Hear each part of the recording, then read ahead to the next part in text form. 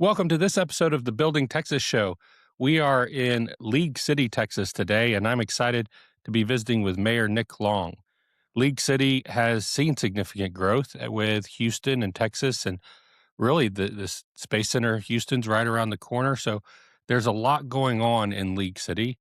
And Mayor Nick Long, how are you today? I'm doing great, and thanks for having me, Justin. So, how long have you been the mayor in League City? Yeah, so this is my fourth year being mayor. I was on council for 8 years before that, so 12 years total working on the city council. Well, I appreciate that journey because you learn a lot coming into city council, and then the move to mayor is a little bit less of the learning curve that it Yeah, can be. What got you interested in local government and involved at the council level? yeah. So I'm from League City. I grew up here. I've lived here most of my life. Just moved away a little bit for college. But when we moved back, well, we were living in Austin, and I had started my company in Austin. And my wife and I were having our first child. She's also from League City, so when we had our first kid, we decided, Austin's great, it's fun, but it's time to move back, be near family and friends and all that, and raise our kids in the same environment that we were raised in. And so we got back from Austin and established our life here. And I had worked in politics in Austin. I had worked for the governor, done a variety of other things, and kind of started getting involved in just local city issues and local kind of things here. I served on the finance committee for a while and was chair of the finance committee, and then just had an opportunity to run for council. And so I did 2 terms on city council. It was a good time. We learned a whole lot about the city. There's just so many different things that the city does. And then when our last mayor had decided he wasn't going to run again, it thought it was a good opportunity for me to step up and grab it. What have you learned? You're from League City, so you grew up there. Coming back and going into politics, and I love the story of boomerang talent, by the way. In Texas, I think we export a lot of our talent from communities, and to see good, talented people come back and want to invest in their hometown is always exciting. What have you learned versus what you knew when you were growing up in a town and participating in local government like that? Well, I probably learned really quickly that I didn't know much, was maybe the main thing. Local government is very complicated. The city touches a lot of diverse things, everything from, we run the water system. And so that's tens of millions of gallons of water that needs to get purified. And on the same time, we don't really have any natural water sources here, right? Even though we live right on the Galveston Bay and have Clear Lake, that's all salt water. So it's a very complicated system bringing that water in. And then at the same time, we oftentimes have too much water, right? Hurricane Harvey and drainage and all of those things are very complicated to move water around a really flat plane. And then you get to the infrastructure side, let alone public safety and dealing with 1,000 different employees and engineering. So there's a lot of things that go into it. And frankly, I had to learn a lot about it over the past 12 years and still learning about it. And when you look at League City, especially when I grew up here, it was, I don't know, probably 30,000 people. It wasn't particularly big, a little sleepy uh, suburban town. And now we're at 125,000 with a projected growth to hit over 200,000 in the next decade. So there's a lot of things that need to get done and a lot of projects and infrastructure that needs to get built out during that time and have to do it in a way that's fiscally responsible and still looking to reduce that property tax burden on our citizens every year. I have heard you talk about property tax as a top priority for the role because it is a balance between the appraisal district on the property and then maintaining the tax rate on the property. So it's a balance that I don't know a lot of people understand or really say, well, who's responsible for that? And it comes back to your appraisal district and oftentimes your school district in Texas because it is the largest in most communities, one of the larger taxing entities. Yeah, the school district is always going to be the top, but that's more of a state issue. The what the school districts charged. So I think we just try to control what we can control. I think oftentimes you hear from cities like your appraisals are going up. We didn't raise the tax rate. That's kind of a cop out because at the end of the day, we get the appraisals before it ever comes out and we know what it's going to be. And so what we strive to do is not just give a tax rate decrease, right? Because you can give a tax rate decrease and still have the amount of money you owe in taxes go up. So we try to aim for what we call the no new revenue rate, and that's the term that's used throughout the state. So we're aiming to go in and give a rate that puts it below the no new revenue rate. So quite literally, we get less dollars next year than we did the year before from property taxes. And and why we try to do that is we're trying to move our streams of revenue to other sources. We're trying to, optimize sales tax, make sure that we're putting the cost of development on the developers. So, hey, we want development. We're all for it, but your development has to pay its own way. The taxpayers are not going to subsidize the engineering side, the permitting side, the inspection side. You got to pay for that on yourself, and your project needs to pay its own way. And so by looking for all these different ways to find those alternate sources of revenue, we can decrease the property tax rate in real dollars year over year over year. And in fact, we've done so for over a decade now, every year. I applaud the effort, and the diversity of revenue is key. I think in Texas, we've always looked at property tax, and that's a big driver. But when we think about economic development, with the kind of growth that you just outlined for us, that is also going to bring a lot more restaurants and stores and shops and makers where value's being added. And we would hope to see that sales tax base increase.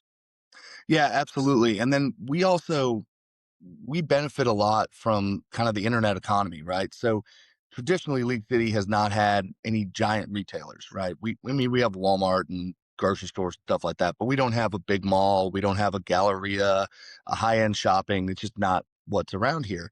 However, with the change in the law a few years ago, now all sales tax from online purchases goes directly to the cities. So that's a big help to us. And as that online proportion moves higher and higher, our sales tax portion goes up correspondingly. So it has really helped us kind of generate all that. And then, we are working to, bring in new economic development and things like that. However, I'd say that we are not in the business of paying for growth. We do not provide big subsidies. We're not going to get into a contest with a neighboring town to try to buy development. We're going to rely on, I think, what our strengths are, that we have uh, high quality housing stock, a really educated workforce. Uh, two of the biggest industries is obviously aerospace with NASA, and then petrochemical with the plants to the south. And then location, that we're on the Galveston Bay and we're on the lake. And the nice part is, with people being able to have a little bit more work flexibility, you can now live, where you want to vacation. And then the trip to Houston, if you only have to do it, a couple times a week, is much easier than it used to be to live in a place that gives you a better quality of living and, access to the water. We talked about infrastructure and what you're doing as League City. But when you talk about big infrastructure projects like that and the commute to Houston, the roads, that's a collaborative conversation for a region. And with all of the growth that's happening in your region, how do you collaborate with them to make sure League City is prioritized? Yeah, and that's a great point. And probably the biggest project we have going on is the Grand Parkway, right? And that's the third loop around Houston. And that actually goes right through League City to the south side of League City. So I never thought I'd be able to say that I'm going to live inside the loop now. But so that when that big project's coming through, that thing's been going on for 20 years, right? And we're still a couple years away from even breaking ground on it. And we're having to work not only with the state and with TxDOT, but we're working with HGAC, which is the Houston Galveston Area Council, which is all the governments from all around the greater Houston area, to plan that out, to plan how it's going to look, to think about future expansion. And really, when that comes through, that's going to open up the entire southwest side of League City, which is pretty far away from where I live, but it's already on the southwest side. It's about near the Alvin-Brazoria border and really bring in a lot of other development opportunities there. And it will also link the three major ports. So we'll link the Port of Freeport with the Port of Galveston with the Port of Houston. And so with League City kind of being the center of all three of those ports coming in, it will expand some opportunity for us to diversify our tax base and look for some light industrial opportunities on that corridor. The ports in Texas are an interesting thing. I don't know that everybody realizes how much commerce comes through those ports that you mentioned. What kind of things go in and out of those ports that people might say, "Oh, I understand that now." Yeah, I mean, they're all three very different, and I'm no port expert to say the least. But if you want to just look at the port of Galveston, obviously it has a huge cruise business, and it all that cruise business comes down I-45, right? People land at Hobby or land at IAH. They're coming down I-45. So a big thing that we try to do is we try to grab some of that as they're coming down. So we try to fill our hotels, sell people on, staying the night here, either on the front or the back side of their cruise, seeing NASA, doing those things. But then also into the port of Galveston is ro-ro ships, so cars. They're importing cars from overseas, and those are all coming in there. Windmills, a variety of other things. Port of Freeport is much more petrochemical based, so that's exporting liquid natural gas. It was originally built as a big import terminal, and now with the development of the natural gas in West Texas, they're exporting a lot of that out there. And then the Port of Houston brings in, I mean, it's a massive port that's bringing in all kinds of different things from exporting petrochemicals to importing. I mean, I think anything under the sun, and it's a huge operation. So we sit in between all three, and have been able to attract some of those businesses that operate out of all three ports and get some of their kind of light industrial stuff and centralize their operations here in League City. You mentioned the cruise business and people coming down in front of or behind their cruise and staying in League City, and I love that from a tourism standpoint. What an opportunity you have in your city, but then you partner with space and everything that you have around.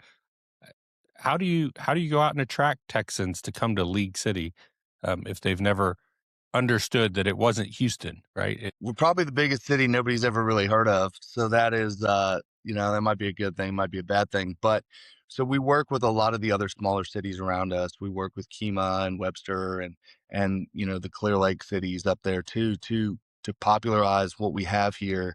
Not only obviously NASA is a big draw, and the space history that you can see there is pretty neat. But then also Clear Lake itself and the Galveston Bay and kind of the unique things you can do here, from fishing to the restaurants to the boating opportunities. And we're one of the largest recreational ports in the United States here in Clear Lake. And so it has a well-developed boating and sailing community as well that certainly draws people from not only Houston, but then from the greater region as well. We're now in 2026, and that opens up a whole new year of events and things to look forward to in every city in Texas. But what is the local community in League City looking forward to in 2026? From an event perspective, we have several that go on here. Our absolute biggest event is our Holiday in the Park event, and that's been put on for about 30 years now. It's a big parade, but then it has a variety of other things that go along with it, from uh, you know local vendors and craft shows to contests and balls and a variety of nightlife activity too that goes with it, and that draws a significant amount of people. And then really, I think what most people look forward to here is in the summers taking advantage of that boating opportunity. And so, the lake gets pretty packed. So does up and down Clear Creek and into the Galveston Bay. So, that is a really unique opportunity, and the culture of boating and going out and then kind of exploring the Gulf Coast is always an opportunity that can be taken advantage of here. Well, I've learned a lot about League City in this conversation, and having been there, it is a beautiful part of our state. It's a great reminder that quality of life is a priority to League City, but it's also managing that growth and ensuring that the quality of life maintains. as you grow to the city of the sizes you're talking about. So I Absolutely. applaud the effort. Where can your local citizens go to find more information? Where would you guide them? Yeah, absolutely. So our communication staff does a great job. And so there's a lot of information they have on their social media sites, but the website has the really detailed information. And so any study or anything that we do is published on the website. And then oftentimes those master plans, like they might be 1,000 pages of highly detailed drawings. We're going to put an executive summary over top of it to at least kind of guide you when you're digging through that. Like I said, I'm no engineer. I don't know that much about it. And so I appreciate the summary plans that the staff puts together as well.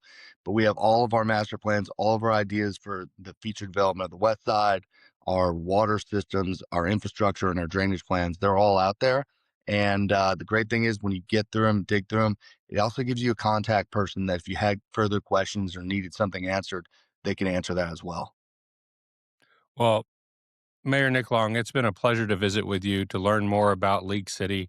And then I look forward to coming down to the region uh, for everything that we've talked about sailing, space, and just continuing to see a city embrace and welcome the growth.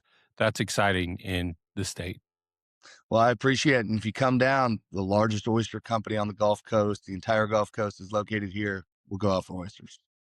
Fantastic. I'll look forward to it. Thank you so much, Mayor Nick Long. Have a wonderful day. Thanks. Thank you for joining us at the Building Texas Show. We're excited to share stories from across the state, covering the future of work and what Texas is going to look like over the next 50 years. Please like and subscribe on YouTube.